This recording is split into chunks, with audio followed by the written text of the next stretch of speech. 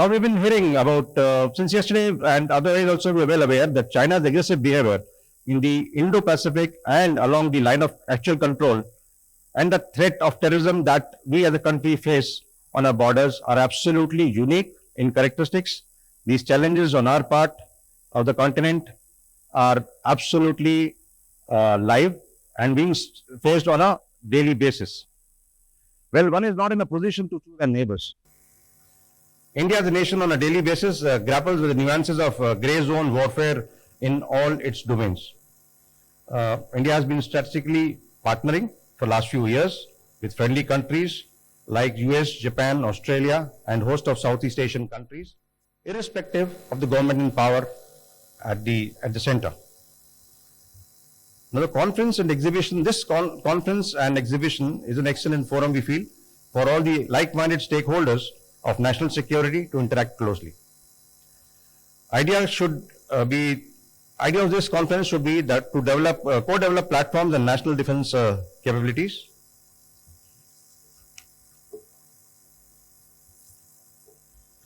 We all know that in today's net-centric world, the system requires real-time situation awareness derived from appropriate sensor data, and these sensors must be georeferenced with timing accuracy by using geospatial technologies, and the sensor data must be fused in such a manner that correct information reaches at the right time to the correct person, so that relevant decision can be taken towards meeting the goal and providing the correct orientation to the commanders, making best decisions at all levels.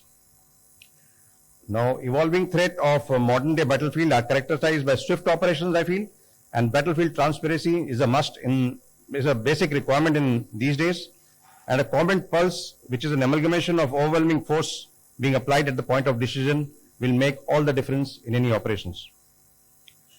Now, all this has been made possible due to the advances in technology, which provides near real-time information to the commanders, shortening of observe, orient, decide, act, that is the OODA loop, thereby sensor to shooter cycle being shortened. The importance of geospatial intelligence networking, all the sensors and providing common operating picture cannot be overemphasized to this august audience as of now.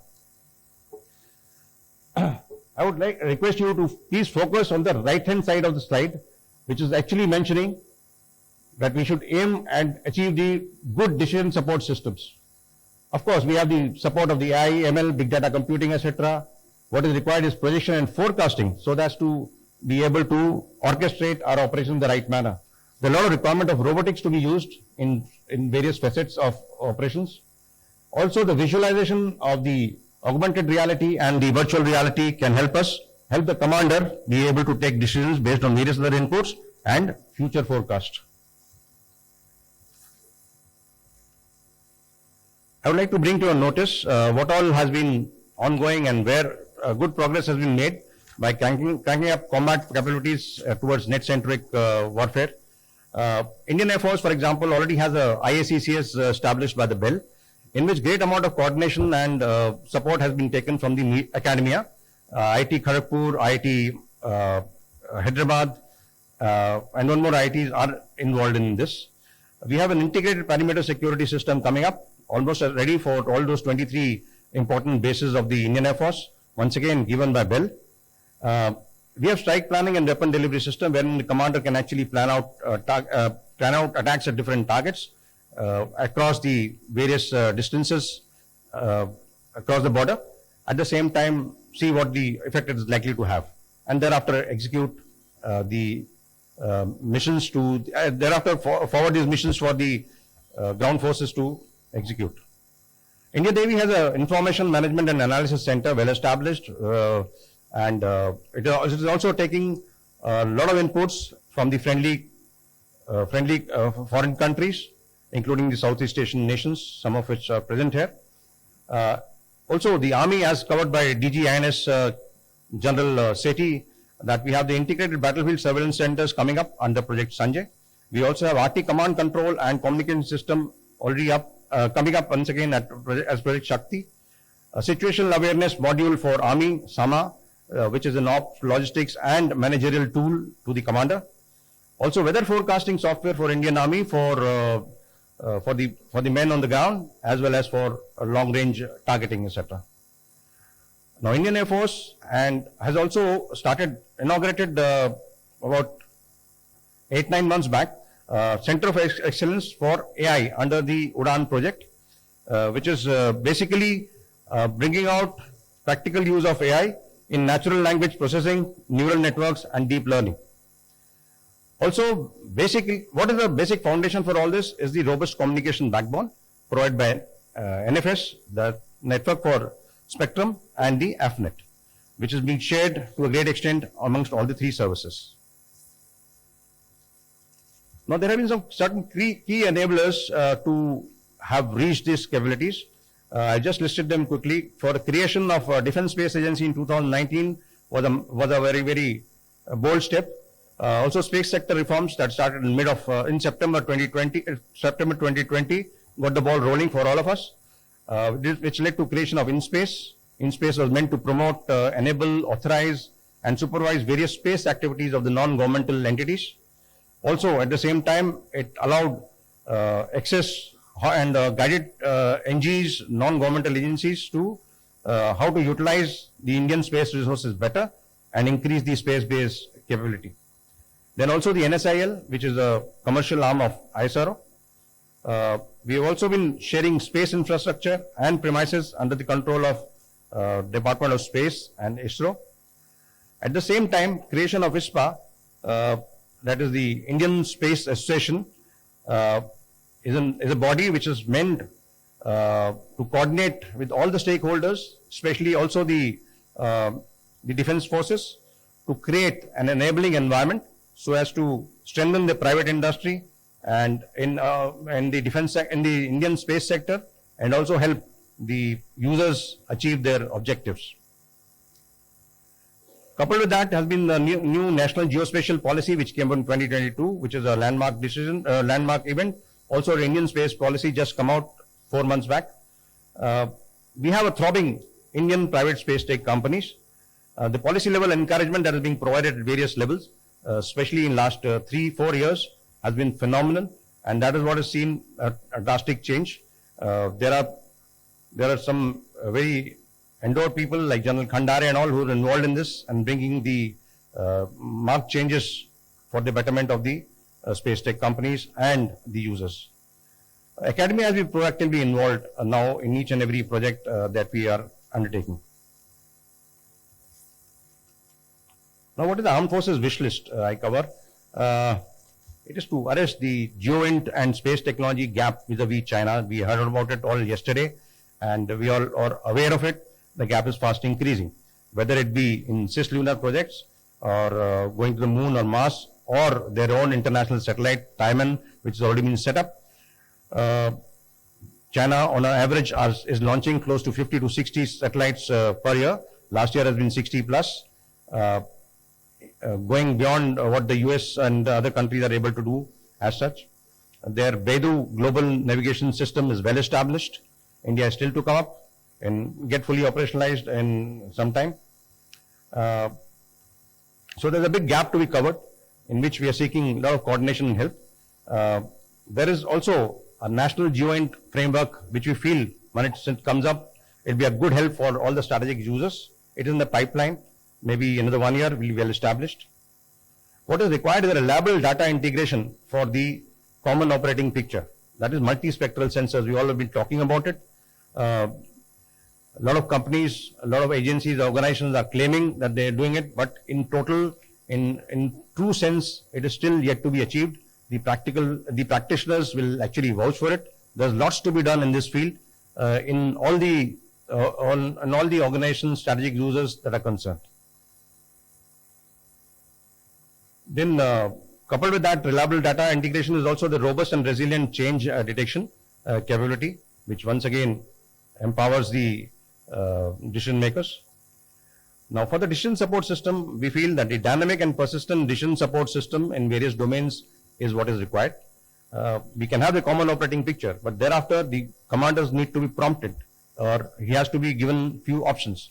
Those option generation is what we are looking forward from the various developers and looking forward to a solution in that, direction.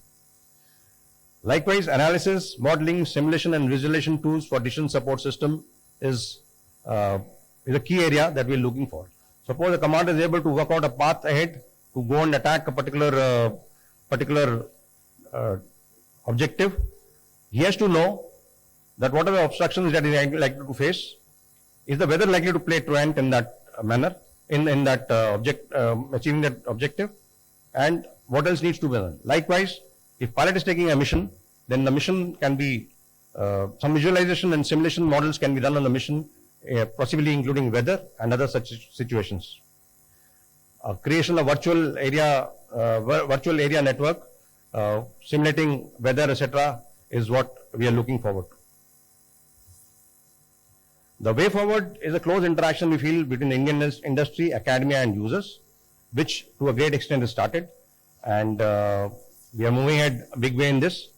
But at the same time, the second bullet that I'm wanting to highlight before I end my talk is that collaboration with friendly foreign countries within the framework of being a major defense partner is what we are looking forward, especially in the field of geospatial intelligence. There's a feeling that if you are a major defense partner, then what advantage of being a major defense partner for the partner nation to get access to some niche GEOINT technologies. So there is a lot of scope here for the foreign countries, friendly foreign countries, as also the private space tech or GEOINT companies. With that as my initial remarks and comments, I will leave it for the rest of my panelists to cover. We have configured a panel so as to discuss these points in detail, to bring out what are the shortages or requirements further in detail, what is to be done, and also what actions are being taken and what are the capabilities that exist within the some of the few companies. The first speaker now I'll call upon is Mr. Madhav Ragam. Madhav Ragam is the Vice President of Public Sector Maxar Technologies, Singapore. I would request you to take on the line. Good morning. My apologies for wanting to plug in my own computer rather than use the organizer's one, because I took the liberty to include a lot of very high resolution imagery, because a number of speakers were referencing the Ukraine situation yesterday. Almost in every panel there was a reference one way or the other. And I thought, I have a lot of facts that we had gathered over the last 15 months or so, and it would be a shame if I didn't get a chance to show that to all of you, right? But I would request some of the experts to not criticize me that there is a 5-degree angle kind of an issue that we have on some of the imagery. I know that we've got some real experts in the room, so please bear with me. So first, before I launch into the slides itself, just something that I wanted you to, reference. Against, just to the right of that red roof there, you see something written in Russian. And Gary will tell you in a minute that actually says it's children, right? And watch that, because, as I go through my slides, it'll show an after picture of that same thing and what damage was done there, right? So this was, in March 14th.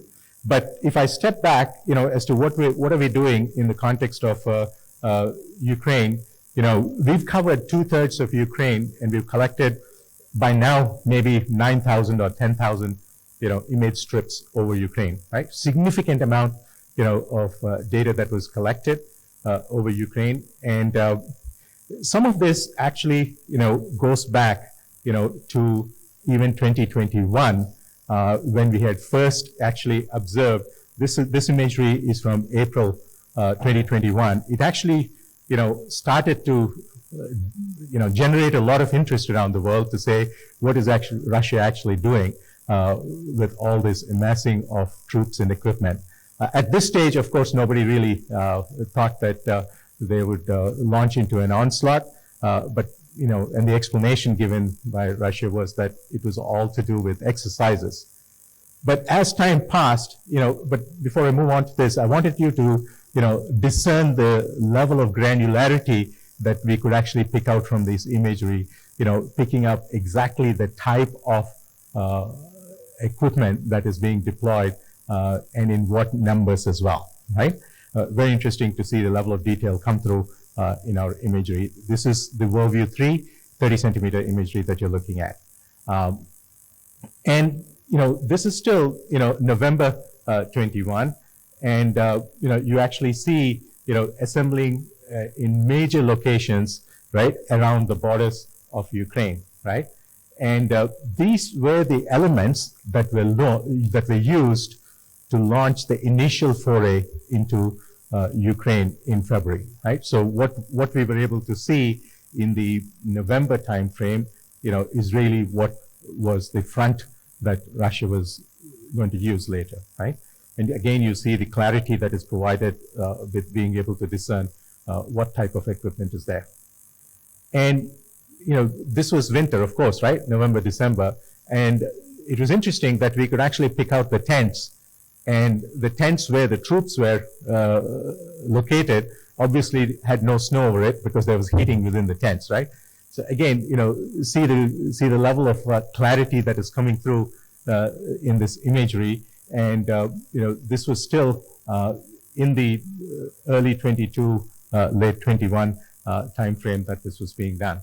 And, as we progressed, of course, on February 24th, they launched into, a full-scale offensive. And, within a couple of days after that, we actually observed that there was a convoy that was 40 miles long, right? And to those of you who were watching, Maxar's website or on LinkedIn, you would actually see the video that was captured during the process of the 40-mile, long convoy. About 100,000 plus troops amassed around the borders of Ukraine. Again, a significant this thing. And all of this, is actually being captured and, being shared with all the friendly nations, of course, right? And we actually work very closely with the press bureau. And a lot of the imagery that you're seeing in my presentation has already been released, 99% of that, at least, through the press bureau to the various media like CNN, New York Times, etc. And you'll see some of them being quoted in the further slides. So, this is an example of what we were able to observe, of the damage that was done. And, both during the day and how the fires would continue to burn during the night using our nighttime imaging capability as well, right? And this is the image. That's the after image that I promised, right? You see the same encryption. It still shows children in that site, but it's a Mariupol drama theater, and it was attacked mercilessly, and about 300 people were lost in that particular damage that was inflicted there, right? Again, shows, the absolute merciless nature in which, the aggressor was behaving, right? So there's proof, of, that's why this war is considered to be the most well-documented war that we have ever witnessed, right? We've never had, so much of documentation ever before, the before and the after, right? Now, when you look at that and, look at the work that we had done with New York Times in this particular case, was to look at, Bucha in particular, and Gary mentioned this yesterday when he was talking about it. The claim was that the Russians claimed that there were no bodies when they were occupying the city, and the bodies must have been planted by Ukrainian forces after they left, right? Going back, to the imagery that we captured during the time that the Russian forces were present, it was very clearly, able to point out that there were bodies strewn all over the streets of Bucha, and it was complemented by open source imagery that the citizens themselves posted, and you could see, a fantastic article that the New York Times wrote on these atrocities that were committed, even while Russia was still, occupying that city there, right? So a whole lot of detail and a whole lot more granularity that the world is able to view what is happening on the ground, right? Now, you may ask, all this is over land, right? So for the Indo-Pacific GEOINT area, our interest is in the maritime area. So I got to, do some justice in that area. And so to transition, from overland into the water area, Russia had, this is in May, that they were actually starting to steal grain from Ukraine, even as the battle was being fought, on the ground there, right? And you'll see in the subsequent images, we were able to see the same, sort of activity in the middle of the sea or in the port area where grain transfers were continuing. And we do have a solution called Crow's Nest, which actually allows us to use not just one, source, but to look across with the help of AIS, SAR imagery, and very soon with RF capability as well, to be able to queue onto our optical satellites to take imagery so that we can identify the vessels, but also document the intent and the activity that is underway, which you can't do with some of the other sensors, right? So that's the whole, point about, looking across multiple sensors, being able to tip and queue to look at more granular detail of what actually is happening underway. So this is, exactly how you would view the imagery and the chips that come through from the Crow's Nest offering that we have. So as Russia started to, retreat from some of the cities, they were causing, severe damage to the bridges and to even the sluice gates, etc. And there's imagery to prove, how much damage was being done even as they were retreating from some of the areas that they're occupied, right? You'll see, much more detail in some of these slides, but I will switch over into, some of the, interesting thing that Maxar is working on. They are very well known for the imagery that we provide. You've seen examples of that in the most well-documented war that we are witnessing right now. But what's also significant is the work that is underway to build the globe in 3D, right? And you may ask, so what? Who's going to be able to use it, right? Yesterday and day before yesterday, we were talking about GNSS denied environments. What if we are able to fly the aircraft even in GNSS denied environments? And that's the beauty and the capability that this technology will underpin and be able to assist in that environment, right? So we've actually done some work already with the Gryphon fighter jets, and more to come in this area as we continue to build out the whole world with 50 centimeters granularity, right? So more work is underway in this and a lot more to come in this. So SAR has been a missing component in our portfolio, and we had recently announced a partnership with Umbra, which gives us 25 centimeters very high resolution SAR. So 25 resolution, centimeters very high resolution SAR next to EO images, is where you can actually discern more details, as this picture shows, of additional equipment that seems to have been moved in under the guise of clouds or nighttime or whatever. So now, nobody can hide from behind these elements there itself. The same will assist us when you're looking at it from a maritime, area standpoint or from a port monitoring standpoint. We will be able to use a combination of EO and SAR to be able to do that. So, in a nutshell, right, we have made some major contribution towards bringing more transparency to the war that is underway, and we're actively working with the Press Bureau to bring that out into the open and not just keep it within our four walls. We actually continue to publish situation reports, which are very, very useful to see what is really happening on the ground and what we are able to pick out for public dissemination. To those of you who are interested in the situation reports, you should contact somebody from Maxar and they'll be able to assist you. That's it from me. Thank you very much for listening to me.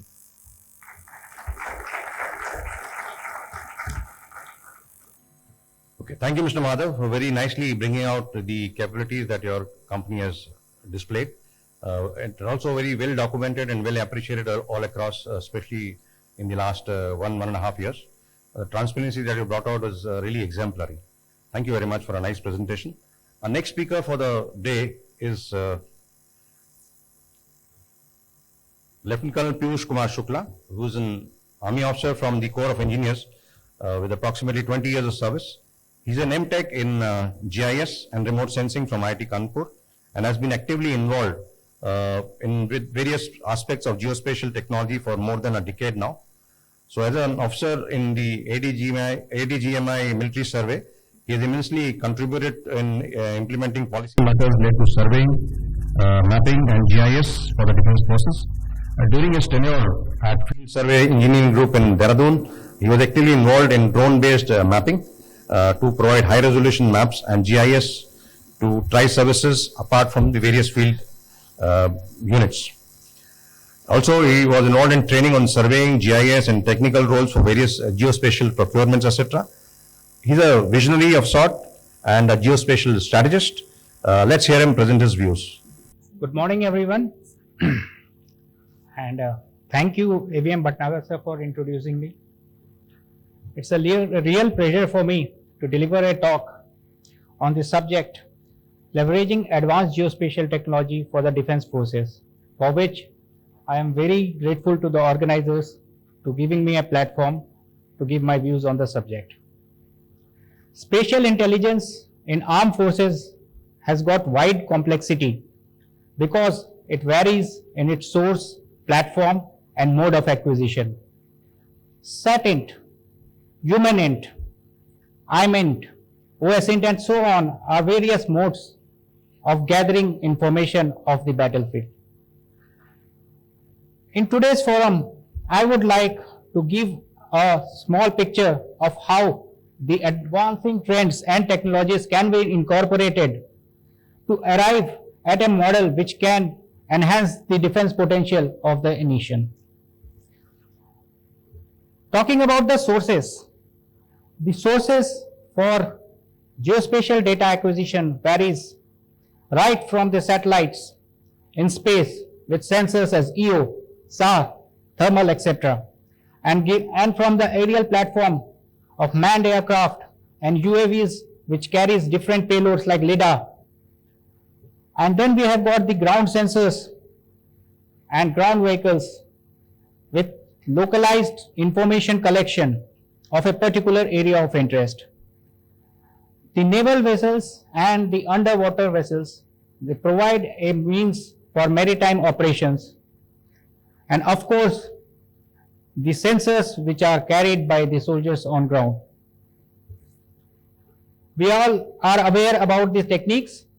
Not to highlight much, but I would just like to bring out, we have got means of acquiring data both by the active as well as the passive sensors. To the right, I would just like to highlight that they need to be positioned using the PNT, and then its analysis is further being carried out using GIS and the cloud services. Now, drones have come up in a big way in acquiring this geospatial information. One of the major techniques by which we acquire data using drones, and I had been closely associated with this technology for nearly 3 years and done survey for more than 50 defense cantonments for acquiring this data. This technology is what we use is photogrammetry, wherein overlapping photographs are taken. They are processed together, and what we get is a 3D point cloud model. The other technology or payload which we use with drones and is now emerging trend is of LiDAR, which uses the laser pulse and gets the exact LiDAR point cloud of the entire area. The image is processed to generate a high resolution ortho-rectified imagery with resolution as high as 5 centimeters and the digital elevation model and digital surface model with accuracy of as high as 10 centimeters. Now, the concept of surveillance drones has already been introduced in the defense, but my point is, why not we club it with high resolution mapping database?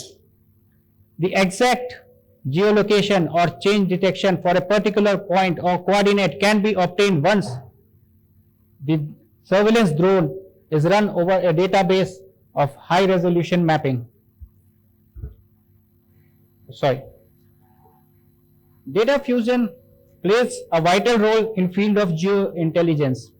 We have been hearing about the same in this conference in the past 2 days. It provides an opportunity to integrate and combine various sources to generate comprehensive and coherent intelligence picture. There are various techniques as listed in this slide. We have to identify one. Since we have got the data from various sources, various platforms, and with various orientation and type, we have to arrive at a common platform wherein such information can be clubbed together to provide an essential geointelligence. They have to be aligned in a common mapping frame with datum and projections. And apart from this, the feature extraction comes up later on to extract meaningful information. Analysis and modeling is essential to give a realistic picture of the entire area. And of course, multispectral and hyperspectral analysis is carried out for land type and knowing about its conditions. The recent trends in deep learning, machine learning, and artificial intelligence are clubbed and can be exploited to arrive at a very quick solution. Coming up to the last, that is the removal of errors, which is done using the uncertainty analysis and its validation and verification. Since we have got so many data from different orientation and different platforms, this is also feasible. When we talk about the geospatial data and converting into the GEOINT, we are dealing with a large volume of data. So they have to be combined and accessed in such a platform like automatic feature extraction, which is fast and gives a result. And we have to put it in a platform like the GIS, which gives a platform for effective decision support system and also for its visualization. Another good use of geointelligence, which we are all aware, are identification and tracking. I have listed just a car for a demonstration of one of the area. In case the same is depicted in an operational environment, it can be replaced with defense vehicles, armored columns, etc. And the concept of digital twins, which I will be covering subsequently, has also emerged. Change analysis. To the top, there are two images. I have taken this GIF from ArcGIS. There we can clearly see the change which is coming out just with a slide of the slider bar. The algorithm or the flowchart is depicted on the right. During my MTech in IIT Kanpur in 2014, I had used a similar algorithm. However, the concept of deep learning has been introduced recently, and the concept, when implemented, the change of London Palace Street 2013 and 2011 image is brought out. So this can be utilized to bring out sudden concentration in a particular area of interest. And the precision strike, which has already been introduced, is another good utility of GEOINT. The enhanced space capabilities now provide high resolution satellite imageries from various sources as SAR, thermal, optical, etc. Recent trends of deep learning and AI combined with various emerging payloads of drones as LIDAR and digital twins have added tremendous significance for valuable geospatial insight. An effective 3D point cloud can be generated using aerial or terrestrial LIDAR scanners or photogrammetry. depending on the specific requirement and the area to be scanned. LiDAR uses the laser technology to measure distance and capture precise 3D data, while photogrammetric relies more on overlapping aerial and ground images to extract the 3D information. To visualize and exploit the 3D point cloud, to visualize and exploit, we have got means of virtual reality scenes and now the emerging technology of GeoBeam. Having seen the emerging trends, let me just quickly bring out few of the stages and technologies that can be incorporated at that stage. First of all, when we are acquiring the data for arriving at the geointelligence, I would like to just add that the drone survey technology needs to be introduced and a high resolution mapping is a must for data acquisition. The technology as LiDAR has to be incorporated with UAV. When we come to the processing part of it, once we integrate the drone-based mapping and LiDAR surveying, we can arrive at a high resolution ortho image and digital elevation model.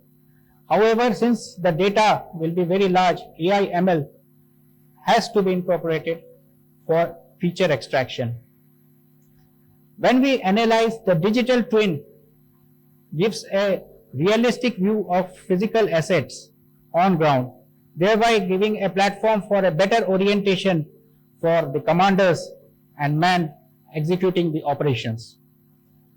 Change detection is essential to bring out any sudden movement or change in deployment. And automatic target geolocation is well exploited if we go on to high resolution mapping. The information and decision support system can be enhanced using the GeoAI and spatiotemporal analysis, but this all will require a dedicated and secure communication network. A broad architecture for my vision is as highlighted. After incorporating all the means of data acquisition, on top we can see the various platforms and sensors which are integrated together. However, we need to have a data processing module for the data fusion. Since the amount of data is colossal, we need to have effective data management and analysis control over it. Cloud services, which has to be secure, can provide it for an application to the man on ground. And monitoring is essential for detecting any change at site. Few of the implications. First of all, the heterogeneous sensor network. It will give enhanced data accuracy with resolution and real-time monitoring with better target acquisition. Next, coming up to the models and simulation provides the advancement in sensors and processing techniques are addressed in this type of technology, and it provides a platform for simulated real-time training. A centralized operational control room with a data set or the GEOINT, which has been combined for various sensors, can be more comprehensive and gives a detailed geospatial insight. And of course, when we come to the decision support tools, it is based on the spatial facts on ground, and this can be augmented with human decision making. Data management, we are not talking about normal, we are talking about petabytes of data. So data management is a field that has to be addressed in detail. It is metadata and documentation, storage. We have to arrive at a standard, talk about the data integrity, interoperability, and its backup and any recovery in case of a disaster. Cloud-based services has to be very secure and provide data security and compliance. As a way ahead, few of the points which I would like to bring out is we need to address the technical challenges associated with the sensor integration, like its calibration, fusion, storage, and processing requirements. Next, we have to migrate to a high resolution geospatial database. Secure and stable cloud accessibility has to be provided. As Sir rightly brought out, we have to have a cooperation with academia for capability building and research and development. Policies have to be regulated to incorporate the upcoming trends and technologies. And last, we have to incorporate all the future trends and opportunities in the single platform. I have delivered my talk considering the principle of surveying, working from whole to part. I have brought out just all the details which can assist us to enhance the complete geospatial architecture for the defense forces. And I am very grateful to you all for being such a patient audience. Thank you.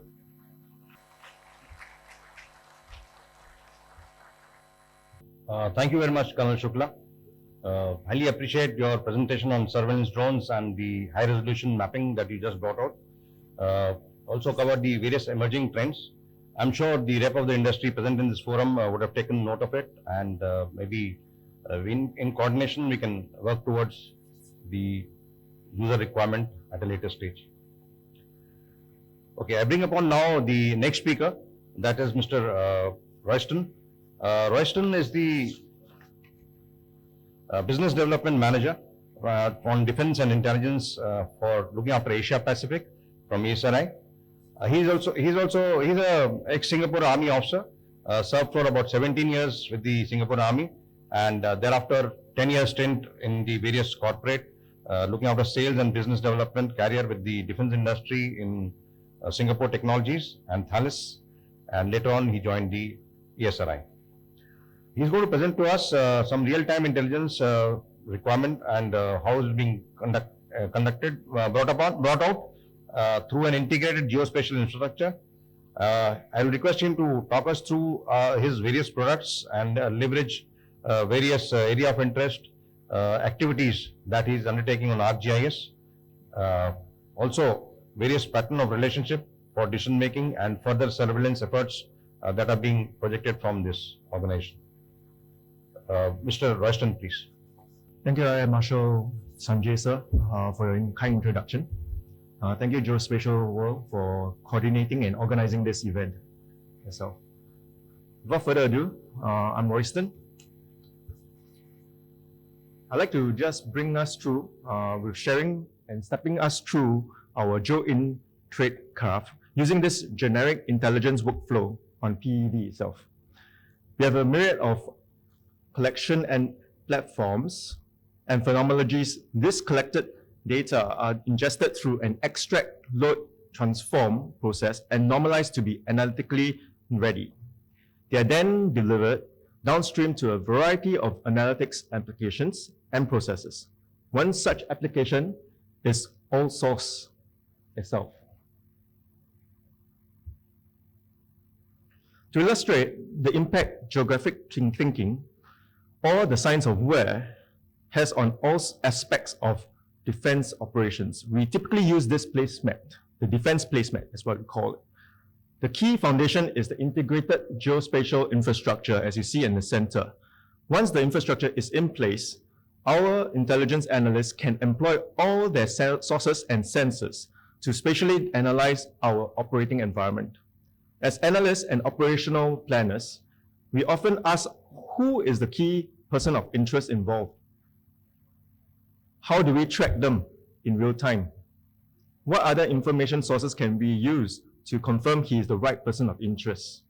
To share, ESRI has recently supported US Marine Corps to modernize their Distributed Common Ground System, or DCIC for short, with their geospatial infrastructure needs. One of the capabilities that we will be talking about today will be ArcGIS AllSource.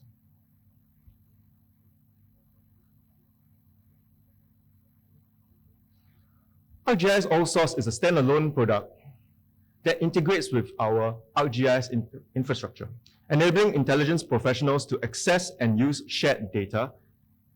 It can perform spatial, temporal, and relational data analysis from multiple sources of data to answer questions and forecast events for investigations and to support operations. Another product of ours called ArcGIS Knowledge, residing as one of the servers in the enterprise, can powerfully combine spatially analytics with graph analytics as well to discover patterns of entities and their relationships through map visualization and link charts to gain insights for accelerated decision-making. So, how can we use all source and knowledge within the context of defense use cases? Here is one such scenario as an idea. In this DigiBooty scenario, an all-source analyst is tasked to discover if there are any relationships between two known sites. This same intelligence analysis process can also be applied to a sensor shooter loop for tasking to exploitation to gain insights for accelerated decision-making.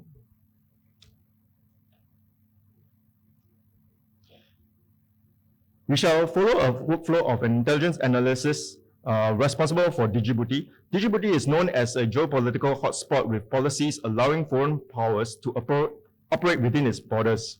China is one of these and completed the construction of a naval base near the port of Dorali in 2018. This has raised questions about their overall military strategy and the depth of influence in the region. They may be using the proximity of the installations to integrate Chinese commercial and military interests as part of the strategy to project power. And should this be the case, they may open other bases and use this for similar purposes. Our analyst has been tasked the intelligence question, is the Chinese military establishing or maintaining relationships and agreements at the port of Dorali? And they can use ArcGIS All Source to answer this. As explained in my earlier slide, All Source is an application allowing intelligence personnel to perform many workflows without needing to switch between intelligence softwares. In this view, we see the location of the Chinese naval base in orange and the port of Dorali in blue. At once, you can see how spatial proximity of the installations will lend itself to establishing and or maintaining a relationship and agreements.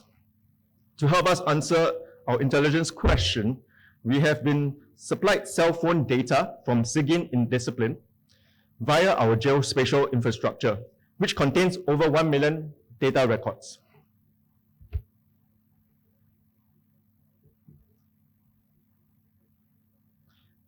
As this data contains both spatial and temporal attributions, we can use the analytical tools which within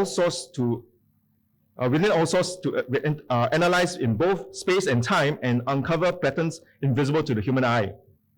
To access these tools, our analyst clicks the analysis button at the top, as you can see, and is presented with tools for common workflows organized by type, which makes the task of finding the right tool for the job at hand easy. The first question our analyst asks himself is, can I prove there is a movement of devices between the both installations? Over here, you can see that we have generated the tool in such a way that it can compare areas. And over here, you can see that there are unique IDs that have visited one, and now there are 55 individuals that have been identified to have moved between the port as well as the naval base. So this requires us to investigate further. We've established that there are many cell phones that are established in these two places. We can use the find co-travelers, as you can see here now, in All Source to establish which cell phones have been spatially and temporally coincident. Our analyst has already run the tool to show where the cell phones were within 10 meters of each other and in a 10-minute block. Any particular features in this output can be considered a meeting location. We can see several meetings clustered around the areas of port offices and some of the naval base HLZ, as you can see, helicopter landing zone. These meetings are of specific interest to our analysts since it's unlikely delivery or construction personnel would be visiting this HLZ, since such meetings would normally be military personnel. The intelligence analyst now knows where the persons of interest owning these devices have met one another, but it's difficult to visualize this as a relationship. Here we can leverage the all-source integration with our ArcGIS knowledge to solve this issue. The observations present in the map view were provided by the IMIN discipline via our geospatial infrastructure. And this have been combined with the output of the fine code travelers and loaded into ArcGIS knowledge. Knowledge gives a view of the underlying graph database. So when our analyst clicks the location entity, they are returned the properties of the observations to the right of the screen. This is not the most user-friendly interface for viewing relationships, so analysts adds them to a link chart, which is a network view of the database. Once the location entities are present in the link chart, the relationships are fetched from the database with a simple click of a button. The analyst can now see a cluster of persons of interest that visited the port offices in the same time as one another. And an interesting outlier, as you can see on the top, is person 998 and person 173 at the HLZ. To remove any chance of human error in their analysis, the analyst uses the select between tool to discover which person entities have attended meetings at both sites. Person 998 is the only person entity returned because of the analysis, and therefore it is an entity worthy of further investigation within the link chart. The analyst has already expanded the relationship of person 998 and this link chart. And he doesn't forget that some of these entities are connected to one another as well as being connected to person 998. For instance, in the case of person 173, who also has visited the helicopter landing zone. It is now apparent that person 998 has met person 11 6 times, and the port office, and person 173 7 times at the helicopter landing zone.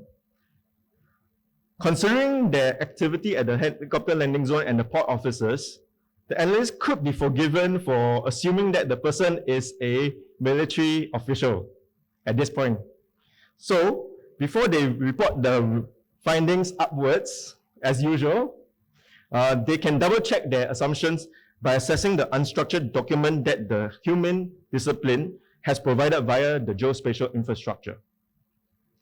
Here we see that human confirms person 998 is a Chinese military official with meeting points at both the HLZ and the port offices, as well as confirming their real identity, John Doe. The link chart can then be shared to the geospatial infrastructure on a needs-to-know basis for other disciplines and the analysts to build on top of what these findings have been. This ggBooty scenario to discover activities and movements around persons of interest at a known site can also be applied in a sensor shooter loop workflow, as I explained earlier, to find, fix, track a target in order to accelerate engagement decision cycle. In conclusion, the key to an enterprise approach is to invest in an integrated geospatial infrastructure. With an integrated geospatial infrastructure, we can call upon analytic applications like all-source to determine a person's of interest activities in a specific AOI. And with ArcGIS knowledge, we can discover patterns of relationships among persons to effectively and efficiently task our collection assets for further surveillance efforts. Through this demo's workflow, condensing the OODA cycle, as what Air Marshal Sanjay earlier mentioned, is actually possible. To note, all source is just one way to access data from our geospatial infrastructure, as we have many applications that can access the same data for analysts with other specific workflows. In other words, other parts of the organization can access the same data on the geospatial infrastructure for their own workflow purposes. Thank you for your time. We look forward to seeing you at our exhibition booth in number 2. Thank you, Mr. Roston. Very nicely bringing out the utility and the power of this ArcGIS software, all source and knowledge through a very apt case study. My compliments. Next speaker, I'll call upon Dr. Rao Ramanam. He's a Senior Sales Executive International for Hawkeye 360. He shall be covering with us space-based radio frequency monitoring and equipping the analyst with a powerful tool for geospatial intelligence. Without further much ado, I'll call upon Dr. Rao. Thank you very much, Geospatial World, for organizing this excellent event and inviting us to participate in this. Thank you, AVM Sanjay Bhatnagarji, for chairing this session and giving us the opportunity of speaking what we can do to the defense intelligence community.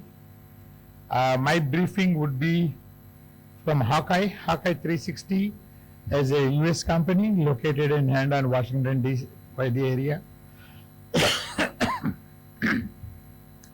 So I have been working, about me very briefly, I have been working in several agencies. I was originally in Indian Space Research Organization as scientist, and then I was the founder director for Andhra Pradesh State Remote Sensing Application Center, headed as CEO for 9 years.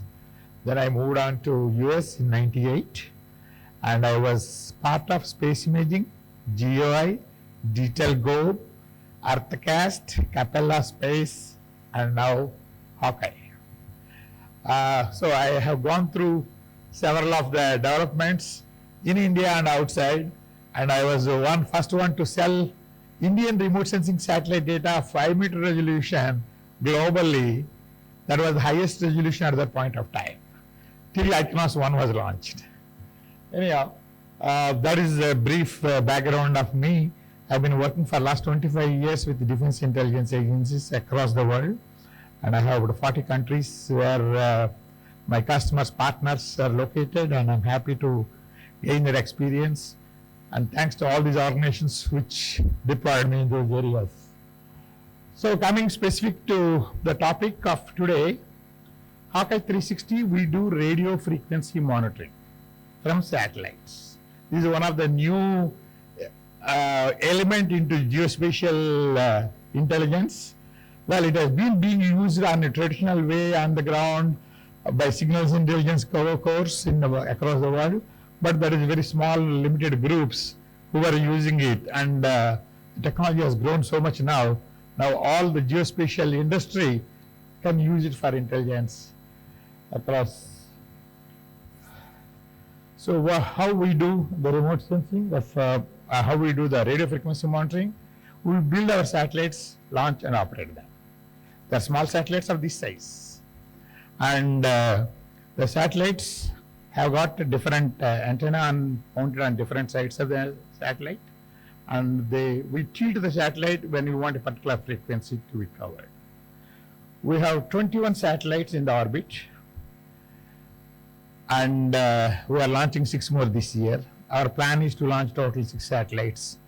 We fly 3 satellites in a cluster, so that 3 of them, as they fly, we collect the same area and triangulate it, so get a better positional accuracy.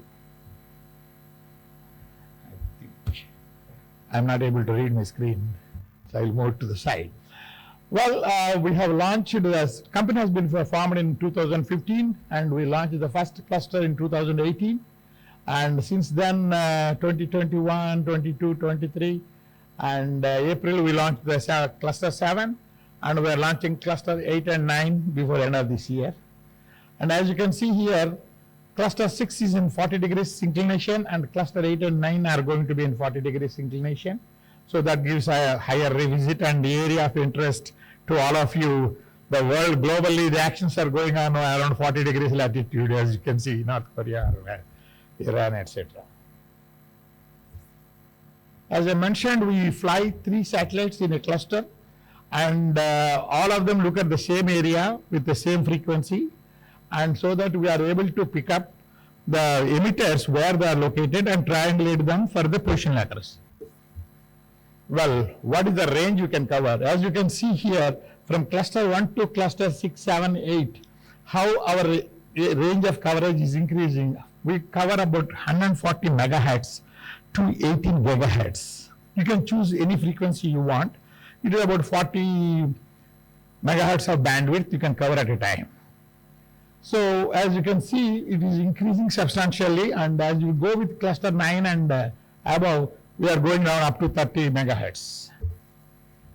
Well, it is also new to me because we use resolutions, multispectral bands, etc. Now we are talking about frequencies. So what is it translates to?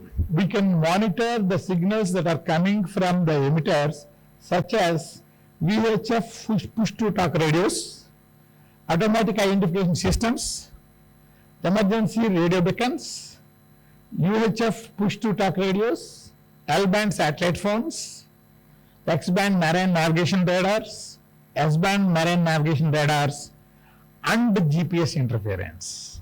This is one thing which is going beyond leaps and bounds, especially in Ukraine. It has been very importantly deployed, and so it is also affecting some of the civilian aircrafts flying in the GPS interference zones. I will show you some of the examples later. Now, actually, I'm not going into too much of technical details. If anybody is interested in discussing with us, we have a booth. Please come over there and we can spend and show you more details of it. Because since this is a limited time session, I'm trying to give you the flavor of what we do. So going into, everybody is focusing on China. I'm also focusing on China. So, but let me give you a global view of what we do. Here is a type of collections we do. We have collected more than 20 billion emitters located on globally so far. And as you can see all those dots are one emitter. Each one is coming from an emitter. But what does it translate to? Okay, let me start from something civilian. Here, marine traffic, on the slide number 1, at the top, the marine traffic decrease before and after COVID, or during COVID. Similarly, this is of high interest to India.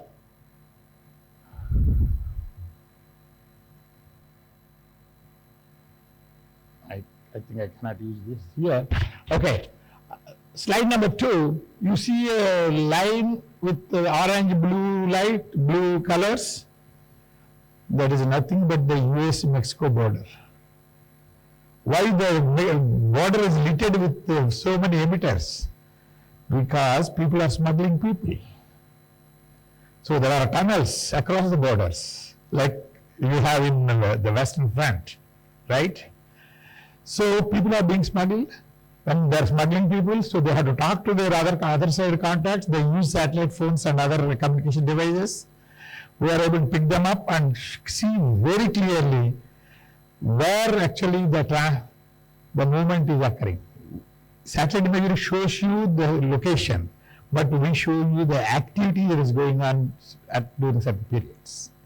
So this is of very high interest to India or other countries. So especially the long borders and long coastlines. So what is the activity going on, especially BSF, which is day in and day out, they are monitoring those borders. They have a very high interest. They can use this technology to locate where there is a movement of people is occurring across the borders. And moving on to some of the other examples here, number 3 is actually illegal fishing going on by Chinese vessels. And number 4 is actually showing poaching activity in a national park. Number 5 is showing the vessel traffic. And number 6 is of interest. Boko Haram, terrorist groups in Nigeria. How do you locate them? Even on the ground, we are not able to identify. Even if I see a terrorist, I can't say he's a terrorist, right? but Nigerian government has banned L-band satellite phones usage in the country. And we see ton of them activity going on along their border, northeastern side, and we are also able to show them from which part of their borders the L-band satellite phones are migrating into the country. Well, number 7 is South China Sea. I will show you one more slide of that one later, and then let me jump on to little more details of the neighborhood of India. As you can see here, this is the type of signals we locate. So there is an ellipse and a dot. The dot is the location, but the ellipse is the accuracy, position accuracy of that particular emitter. 95% of the time that emitter will fall within that ellipse. It depends upon the ellipse, depending upon the power of the emitter, angle of collection, and there are several factors, and also we are doing triangulation. So we are trying to give you the best possible location of that emitter. And now where it is. This is one particular what you are seeing is Galwan River Valley. I don't have to mention the importance of Galwan. And we are able to see several locations like that. Of course, I'm showing you some satellite imagery as an evidence of what is the activity going on there. We are not saying you use only our products. As it was shown rightly, you need a multi-source information and the integration of the information for making any decisions, especially by the shooters, right? So, here is an example of imagery showing several deployments. Here is another example here. We are able to pick up very strong signals, and after the skirmishes, both sides withdrew. Everybody thought they are gone. No, they went only 95 kilometers from the border, and where is Rohtang, there where they started establishing huge, they moved all their tanks, everything, and these signals we are getting in Rohtang area, and it is confirmed by a synthetic aperture radar imagery by Capella Space. We work with all the providers, by the way. I am not biased because of my work, I'm showing only Capella. We work with all the synthetic aperture and optical imagery providers. And you can see the deployment and the extent of details you can get. So here is tipping and queuing. We are able to show here is activity, so you can zoom into that area. The high resolution imagery is not possible to collect the entire borders, right? So we are able to show you these are the activities going on in these spots. So collect your high resolution imagery and look at it. Well, this is another SATCOM facility, Kashgar in China. And actually this was confirmed by some of our friends from Indian defense intelligence, and a confirmation of that signals, what it is, where it's coming from. There is a huge facility, SATCOM facility built. There are 17 dishes located in that facility, you can see, as you can see. Here is another example. I am focusing more on this region. I have a lot of examples over Middle East and other parts of the world. I avoided that in this briefing. And as you can see, high-rise mountain, Himalayan mountains, cloud covered most of the time, and very difficult to see. You get an optical image. Synthetic aperture radar is helpful, but where you in the Himalayan mountain ranges, where you will shoot. So we can pinpoint to you where activity is going on. Here is another imagery from Capella showing what is happening there. Possible self-propelled howitzers, bombed barkings, troop camps. The interpretation was done by our analysts using our data and SAR imagery. And actually most of it is published in Jane's journal. So if you go into your subscriber to Jane's journal, you will see a lot of these case studies published. Well, dark vessels, which is of high interest to Costa. Yesterday, my colleague made a keynote address yesterday on Indo-Pacific Maritime Domain Awareness, and we are working with several countries in the region. I am showing you a couple of examples here to show you how do we track a dark vessel. Or when a vessel goes dark, still how do you track? AIS is the most common usage for tracking any vessel. And you can see here, Turkey coast, this particular vessel, Captain Ahmed II cargo vessel, started from Turkey coast. After a day, it vanished. There is no AA signal. After 7 days, it started giving AA signal. But where did it went? It went to in Syria, Tartus port, stayed there for 3 days, picked up or delivered whatever it is, goods we don't know, it's legal or illegal, we don't know. But it came back. Why it has gone dark if it's illegal activity? Came back here after 3 days and started signal there. So this is how we can definitely help you to monitor vast oceans, especially Asia Pacific. The Indo-Pacific region is 80% is water. So we can help you in covering large areas. One slide which I missed, I did not show is, what is the footprint? We can do minimum is 3 million square kilometers for X-band as a short, to 8 million square kilometers. Means we are talking of thousands of square kilometers swath coverage. VHF, UHF has the highest coverage. So when I cover almost entire Indian border, or at least 80% of the Indian border in one shot, which other high technology we need for monitoring daily, and then see that what strategic and tactical activities, decisions you need to make. Well, here is an example of mischief reef in South China Sea. The V indicates the L is L-band and V is UHF. So you can see this is around October 20th, and evidence being shown as from the satellite imagery as vessels, as you can see there. Well, that is about case studies. Some of the case studies I thought it would be of interest to you. How does the density of the signals look? If you collect daily 3, 4, 5 signals, it's going to be enormous data. Well, ISRI, in collaboration with ISRI, we already developed an add-on module for the GIS users, and our data we supply in GeoJSON file. You can use in any GIS environment, straight goes into it. That is the first product, RFGeo, which gives you the location and a lot of metadata. The second product we offer is RAW-IQ, which gives you the spectrum of information. Let me give you an example of voice. If satellite is flying at 7.5 kilometers per second, we are taking shots like this. So it's not a continuous recording we are doing.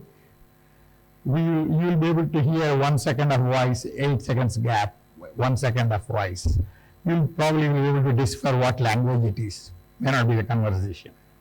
So this data is also available as a product, and of course we need to get export approvals for both the products, and it's not a difficulty. People get scared. Oh, export approval. No, we got more than 60 countries, 60 customers approved by the US government, and by the time you will come to conclusion to sign an agreement, I'll get that export approval. And already we have India and few countries in Indo-Pacific region are already approved.